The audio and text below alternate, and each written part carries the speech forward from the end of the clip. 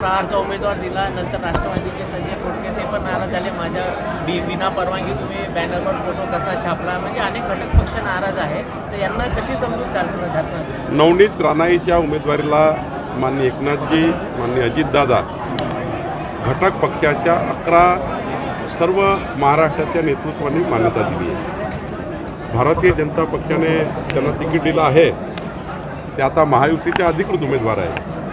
मी सर्व घटक पक्षांना विनंती करणार आहे की नवनीत राणाजी यांच्या जे कमळ चिन्ह आहे, या कमळ चिन्हाला प्रचंड बहुमताने विजयी करण्याकरता आपण सर्वांनी सहकार्य करावं.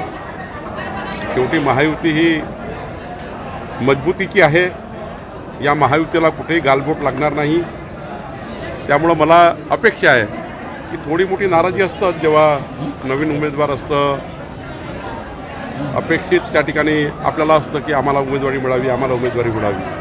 तर शेवटी एकावेळी एकच व्यक्ती लढू शकतो.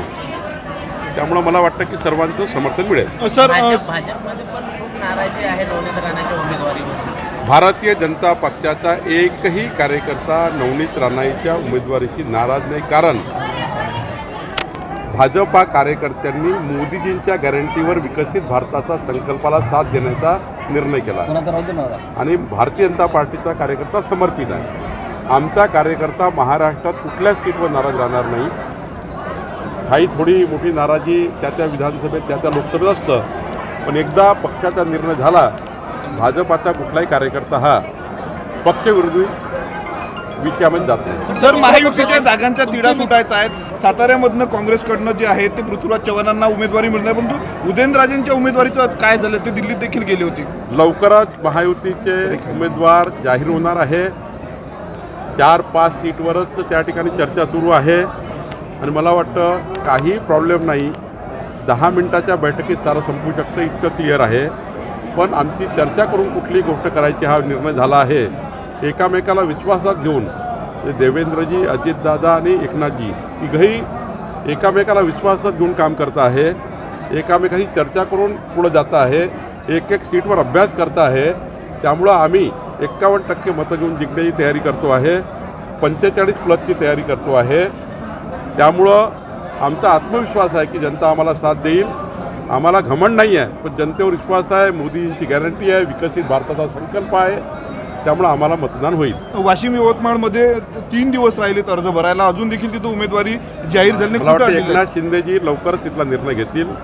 शिवसेनेकडे ती सीट असल्यामुळं एकनाथजी निर्णय घेतील आणि चांगला निर्णय घेतील. सर, हिंगोली शिंदे सेनेचे जे नेते आहेत अभिजित अडसूळ यांनी दिनेश बाबू यांना पाठिंबा देण्याची घोषणा केलेली आहे, काय सांगाल? नाही, अभिजित अडसूळजी काही बोलले असेल तरी माननीय आनंदरावजी, मी स्वतः अमित भाईला भेटलेलो आहे आणि अमित भाई, एकनाथजी, देवेंद्रजी, आम्ही सर्वांनी शेवटी त्यांची अपेक्षा आहे, त्यांचाही सन्मान आहे आणि आनंदराव अडसूळांचा सन्मान राखणे ही एकनाथजी आमची सर्वांची जबाबदारी आहे.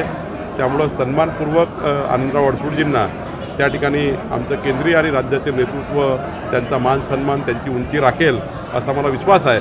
आणि त्यामुळं थोडं काही बोलले असतील तर मला वाटतं तेही निर्णय करतील. सर, ज्या पद्धतीनं नवनीत राणांना आधी अडसूळांनी विरोध केला शिंदे सेनेने, त्याच पद्धतीनं हिंगोलीत हेमंत पाटलांना आणि हातकणंगलेमध्ये दरशील पाटलांना स्थानिक भाजपांकडनं विरोध सुरू झालेला आहे, काय सांगणार?